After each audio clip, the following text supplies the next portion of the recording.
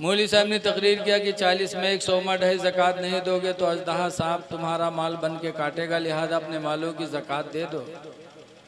तो तकरीर मौलवी साहब करत रहा है तो उनके तकरीर की आवाज़ वहू घर में जात रहा है जिके घर में सौ के नुतवा रखा रहा है। वो तो रहा नहीं के मेहरुआ रहा है वहू सुनिस तो सोचिस हाय 100 रुपया हमरे घर में रखा है, अगर 2.5 रुपया न देवे तो हमू कहीं अजदहा कबर में काटी। बगे बक्सा खोली सो कपड़वा निकाली सो 100 के नोटवा निकाल के जब मस्जिद में गए कहीं मौलवी साहब ले 2.5 रुपया काट ली, मौलवी 2.5 रुपया काट ली, 97.5 दीन उड़े ही कपड़ा में बांध के बक्सा में रखे। शाम के उके आदमी जब लौटा नहीं रहा तरसा तो बक्सा जुटा और बक्सा खोली तो के बाद वो कपड़वा उठाई सुखा खोली तो खंड से 98 नीचे गिरी। तो कहीं जो खटका के हाय लाई फुटकुर कहाँ से आएगी तो गिनीस तो देखे 97.5 तो औरतिया गोरेस के यहाँ और यहीं कस के रे 100 के नोट रखा रहा ढाई का वेगी रे कहने रे मौलवी जुम्मम तकरीर करते रहे कि 40 में 1 सौमा ढाई ज़कात ज़रूरी है, जो नदी का अजदहा कब्र में काटी तो 2.5 रुपया ज़कात देगी। आता कम वक्त कहीं की जिंदगी पहली दफ़ा 100 के नोट पाओ रहा वहाँ तो राय डारे रे जब मौलवी से लेके आओ तो कहीं सल्लग नाम पर दे के तक मांगे जी कहीं ले आओ ने हम घर छोड़ दे कहीं रहो चाहे न रहो लेकिन हम मांगे न जीवे तो कहीं ले आओ नहीं वही 2.5 रुपया का तेरे पपन जान गंवाए दे और दिया कहीं मर जाओ लेकिन हम मांगे न जीवे तो कहीं मरे जाए तो कहीं मर जा बगैर से बाहर निकलाओ धड़ाम से गिराओ सांस रोक ली हाथ पैर ढील के दी बड़ा मक्कार रहा है। लोग गए का चेक की हाथ उठावे तो उठे और छोड़े पर भद्द से गिर जाए, पैर उठावे तो उठे छोड़े पर भद्द से गिर जाए। लोग जानी सही बात मरीगा हो बहु के अब दफनावे की तैयारी होए नहावे लागे नहाई भी ली कफन पहन भी ली कफनों पहनाए दी बड़ा ढीठ रहा है। जब जनाजा लेके चले तब औरतिया सोचिस के हाय ला अभी तक तो नहीं मरा है लेकिन अब ही मर गई, जहाँ कब्र में दबई है तो मर जाइए करी। औरतिया दौड़ी गए भाइयों अल्लाह के वास्ते मेरे आदमी का जनाजा रख दो आखिरी बार है जरा हम कुछ बात कह ली तो लोग रख दी दूर हो गए। तो औरतिया के करीब हो गया काने में कहा था कि उठ पर रे कब्र तैयार है बे दबाए दे उठ पर चल घर का। तो कहा थे और 2.5 रुपये ले ही कहीं सुखा तो न ले तो कहते भाग जा बहुत जालिम रहा नहीं उठा। तो औरतिया बेचारी चलिए लोग ले गए कब्रस्तान नमाज पढ़िन तक कब्र में रखिन बरगा के लकड़ी जोड़ दिन मट्टी दे जात रहा तब तक औरतिया के फिर नहीं बर्दाश्त वह हाय ला अब मरी जाएगी अब न बची। तो फिर दौड़ी औरतिया के भाई अल्लाह के वास्ते जरा थोड़ी देर रुक जाओ आखिरी बार है जरा हम अपने आदमी से कुछ बात कह ली। तो लोग हट गए औरतिया कब्र में उतरी और उतर के गए के काने में कहा था कि उठ पर रे देख लकड़ी जोड़ दी ने पाट दे रे उठ चल घर का। तो कहा था वो 2.5 रुपया ले ही है कहीं नुका तो न ले तो कहा थे पाट दे बहुत जालिम रहा नहीं निकला। जब नहीं निकला तो औरतिया बेचारी बाहर आ गए तो लोग पूछिन का हो कुछ बातचीत भय। तो औरतिया कहिस कि हाँ हमारा आदमी हमसे वसीयत की हिस्स है कि हम मर गए कोई नेकी नहीं कह पावा है, लिहाजा हमार घर मस्जिद के नाम बैनामा कह दिए। जब वो सुनिस तब खड़फड़ाए के कूदा कहीं सारे उठे गिरी हम 2.5 रुपया खाते जान गंवाए दिया और तू घरों मस्जिद में लिखे जाते रे कम वक्त कहूँ के बता। ऐसे ऐसे लोग हैं कि नारा लगाएंगे अहले बैत का कंजूसी में रिकॉर्ड कायम है। लोगों अल्लाह दे तो अल्लाह के नाम पर खर्च करो। बहरहाल हज और उम्रा के लिए जा रहे हैं, नियत करो कि अल्लाह ताला हमसे राज़ी हो जाए। अल्लाह के रसूल सल्लल्लाहु अलैहि वसल्लम ने भी हज किया उम्रा किया और हुजूर की बीवी उम्मे सलमा साथ में थी। खुश नसीब है वो लोग जो अपने साथ अपनी बीवियों को लेके जाते हैं। रसूलुल्लाह की बीवी रसूलुल्लाह के साथ थी और आप भी अपनी बीवी को ले जाओ। देखो उम्रा में 3 चीजें जरूरी हैं, एहराम बांधना, खाने काबा का तवाफ करना, सफ़ा मरवा के दरमियान में दौड़ना और फिर बाल बनवा लेना, उम्रा हो जाएगा। एहराम कहाँ से बांधेंगे? मीकात से। मीकात मदीने मुनव्वरा में दो हैं, एक तो मस्जिद आयशा है जहाँ से एहराम बांधा जाता, और एक मस्जिद जईर राना है, वो तकरीबन 35 किलोमीटर दूर है। उसको भी न छोड़ना। सरकार ने जब मस्जिद जईर राना से एहराम बांधा था और उम्रह किया था तो सरकार ने फरमाया था ये मेरा बड़ा उम्रा है। कौन उम्रा है? बड़ा उम्रा। बहुत से लोग नहीं जान पाते, मस्जिद आयशा ही से उम्रा करते रहते, मस्जिद जईर राना नहीं जाते। इसलिए अल्लाह तौफीक दे तो मस्जिद जईर राना से भी एहराम बांधकर उम्रा करो। सरकार ने किया। सरकार ने जब बाल बनवाया तो हुजूर की बीवी में सलमा थी, फरमाते जब सरकार का बाल मुबारक बनने लगा तो किसने बनाया? एक नऊ थे, नऊ, उनका नाम था मारूर, बहुत खुशनसीब सहाबी थे।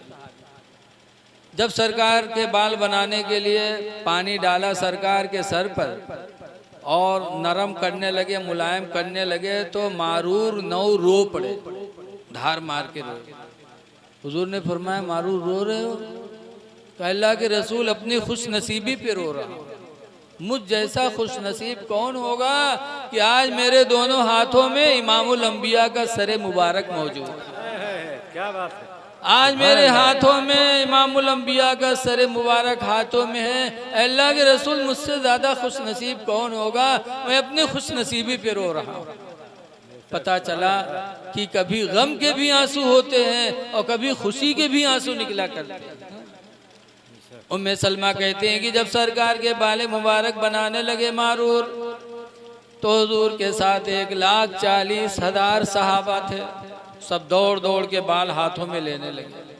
उम्मे सलमा कहती मैं भी दौड़ी, मैंने भी हाथ फैलाया तो सरकार के कुछ बाल मेरे हाथ में गिरे, तो उन हाथों को मैं लेके गई, एक शीशी में बंद करके रख लिया। फिर जब मदीने में कोई बीमार होता तो पानी में वो शीशी में डुबो देती और वही पानी बीमार को दे देती। बीमार पीता तो अल्लाह उसे शिफा अता फरमा देता। ये मेरे नबी के बालों की बरकत है। बहरहाल सरकार ने किया है, सहाबा ने भी किया है, हमारे आपके बाप दादा आदम अलैहिस्सलाम ने भी हज किया है। इसलिए लोगों ज़्यादा से ज़्यादा हज करो, ज़्यादा से ज़्यादा उम्रा करो और अल्लाह से दुआ मांगो कि अल्लाह ताला कबूल भी कर। नाज नहीं करना चाहिए हज पे। बहुत से तो नाज करते हैं। नाज हज करो तो इसको छुपाने की भी कोशिश करो कि कोई जान न सके कि मैं हाजी हूँ। उम्रा करके आओ तो उसको भी छुपाने की कोशिश करो कि कोई जान न सके कि उम्रा करने वाला है। लिखा है किताबों में कि एक बुजुर्ग थे, तो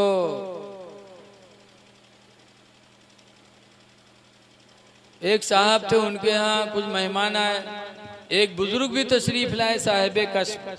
जब खाना तैयार हो गया तो घर वाले ने अपनी बीवी से कहा बीवी वो हज वाला दस्तरखान उठा लाओ। इतना ही कहा था कि हज वाला दस्तरखान ले आओ। तो मेहमान जो थे बड़े बुजुर्ग थे, कश्फ इल्मे कश्फ था, उनको रोना पड़ गया। जब वो मेहमान रोने लगे तो घर वाले ने कहा आप रो रहे हैं? तो कहा मुझे आपकी मुहताजी पे रोना पड़ रहा है, आपकी मुफलिसी पे मैं रो रहा हूँ। उसने कहा अरे आप मुझे मुहताज कह रहे हैं, मुफलिस कह रहे हैं? इतनी बड़ी कोठी है, इतनी खेतियां हैं, इतनी दौलत है और आप कह रहे हो कि आपकी मुहताजी पे रो रहा हूँ? तो मेहमान कहते हैं मुहताज वो नहीं है जिसके पास दौलत न हो, मुहताज वो है जिसके पास नेकियां न हो। तुमने अपनी नेकियों को बर्बाद कर दिया। कहा कैसे? कहा हज किया था, हज की इतनी बड़ी नेकी तुम हासिल किए और एक बोली में सारी नेकियां तुमने खत्म कर दी, इसलिए मुझे रोना पड़ा। कहा कैसे खत्म? कहा जब तुमने अपनी बीवी से कहा था कि फला बक्से में हज वाला दस्तरखान है, तो तुम मांगे थे तो ऐसे कह देते, ऐ बीवी बक्से में दस्तरखान रखा है ले आओ। और तुमने हज वाला दस्तरखान कहा, इसका मतलब कि तुम हमको सुना रहे हो कि तुम हज कर चुके हो। तो तुमने हज अल्लाह के लिए नहीं किया बल्कि हमको बताने के लिए हज किया है। तुम्हारी नीयत जैसी थी वैसे हो गया। पता चला कि नेकियां करके वैसे छुपाओ जैसे दौलत कमा के छुपाई जाती है। बेशक, सुभान अल्लाह। इसलिए दुआ है कि अल्लाह ताला इस सफ़र को मुबारक फरमाए। आमीन। अतिमुल हज वल उम्रत लिल्लाह, पूरा करो हज और उम्रा को अल्लाह के लिए। देखिए वहाँ जाइए तो बड़े अदब का लिहाज रखिए। खाने काबा में तवाफ के वक्त भी आपको ध्यान देना। देखो काबा में एक मकाम है, मकाम इब्राहीम। कुरान करीम में वत्तखिदू मिन मकाम इब्राहीम मुसल्ला, ईमान वालों मकाम इब्राहीम को अपनी नमाज की जगह बनाओ। काबा के तवाफ के बाद मकाम इब्राहीम के पास 2 रकात नमाज पढ़ी जाती है। वो कौन सा मकाम है? वो पत्थर है जिस पर इब्राहीम अलैहिस्सलाम ने खड़े होकर काबा को बनाया था। वो पत्थर अल्लाह के नबी से इतनी मोहब्बत किया कि उसके अंदर इब्राहीम के कदमों के निशानात बन गए। और वो पत्थर इब्राहीम को ले लेके घूमा करता था, और जैसे काबा की दीवार ऊंची होती जाती थी वो पत्थर ऊंचा होता चला जाता था। वो पत्थर वहीं लगा है, मकाम इब्राहीम। पता चला कि जिन चीज़ों को निस्बत अल्लाह वालों से हो जाती वो चीज़ें बुलंद हो जाती। आखिरी बात कह के मैं अपनी तकरीर ख़त्म कर रहा हूँ, चूँकि मुहर्रम की आखिरी तारीख है। करबला में हज़रत इमाम हुसैन रज़ियल्लाहु अन्हु 10वीं मुहर्रम को अपने बाल बच्चों की शहादत के बाद खुद मैदान कारदार में गए थे और लड़ रहे थे। 72 जख्म इमाम के बदन पे लग चुके थे। आखिरी तीर इमाम की पेशानी पे आके लगी थी। इमाम घोड़े पे थे, पेशानी पे तीर लगी थी इमाम हुसैन के, कि तीर को खींचा तो खून का फव्वारा चला और इमाम हुसैन को चक्कर आया और घोड़े से नीचे आ गए। जब घोड़े से नीचे आए तो शिम्र बदनसीब दौड़ा और इमाम हुसैन के सीने पे बैठ गया। मियान से तलवार निकाली और हुसैन के गले पे रख के चलाया, गला न कटा। तब इमाम हुसैन ने कहा था, शिम्र काटना है तो इधर से काटो, पीछे से काटो, इधर से तुम्हारी तलवार नहीं काट पाएगी। कहा क्यों? कहा ये वो जगह है जिसे मेरे नाना रसूलुल्लाह चूमा करते थे। सुभान अल्लाह। इधर से तलवार नहीं काटेगी, काटना है तो इधर से काटो। फिर कहा था, शिम्र जरा गिरेबान खोलो। तो उसने खोला था तो कोढ़ के दाग थे उसके सीने पे, कोढ़ी था। तो इमाम हुसैन ने कहा था, शिम्र मेरे नाना रसूलुल्लाह कहा करते थे कि मेरी उम्मत में एक कोढ़ी होगा जो मेरे नवासे हुसैन को करबला में शहीद करेगा। तुम ही कोढ़ी हो, तुम्हें शर्म नहीं आती? नमाजों में मेरे ऊपर दरूद भेजा जाता हो, तुम मेरे सीने पे बैठे हो। जुमा का दिन है, उतरो, मुझे भी अल्लाह की बारगाह में सजदा करने दो। शिम्र हटा, इमाम हुसैन ने सजदे में सर रखा। खूली ने आके तलवार मारी, इमाम हुसैन का सर मुबारक जिस्म से अलग हो गया। इन्ना लिल्लाहि व इन्ना इलैहि राजिऊन। सवाल पैदा होता है कि इमाम पाक चाहते तो लड़ते लड़ते शहीद हो जाते, लेकिन सजदे में सर रख करके गला कटवाया। क्यों? तालीम देने के लिए। क्या मेरे नाना के कलमा पढ़ने वालों, तुम हुसैन की तरह सजदे में सर तो नहीं कटा सकते, लेकिन कम से कम सजदे में अपने सर को पंजगाना में झुका तो सकते हो।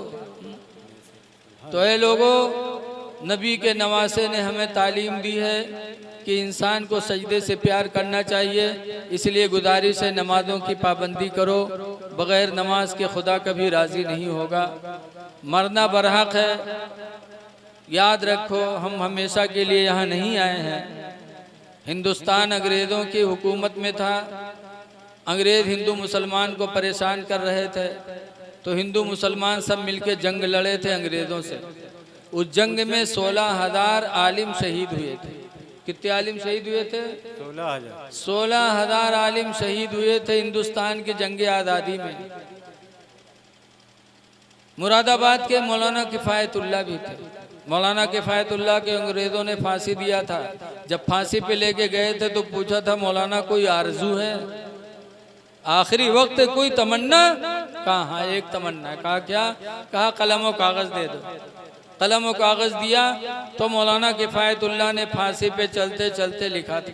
क्या लिखा था कि अंग्रेज़ों मुझे फांसी दे रहे हो सोच कर कि हमें फांसी दे दोगे तुम हमेशा रहोगे ना। सुनो, लिखा था कि कोई गुल बाकी रहेगा ना चमन रह जाएगा। सुभान अल्लाह। कोई गुल बाकी रहेगा ना चमन रह जाएगा, और एक रसूलुल्लाह का दीने हसन रह जाएगा। और हम सफीरो बाग में हैं कोई दम के चहचहे। हम सफीरो बाग में हैं कोई दम के चहचहे। और बुलबुलें उड़ जाएंगी सोना चमन रह जाएगा। बुलबुलें उड़ जाएंगी सोना चमन रह जाएगा। अतुलसो कम ख्वाब की पोशाक पे नाज़ा न हो। लिबास पे नाज न करो। अतुलसो कम ख्वाब की पोशाक पे नाज़ा न हो। इस तने बेजान पर खाले कफन रह जाएगा। अल्लाह ताला हमको आपको अमल खैर की तौफीक अता फरमाए।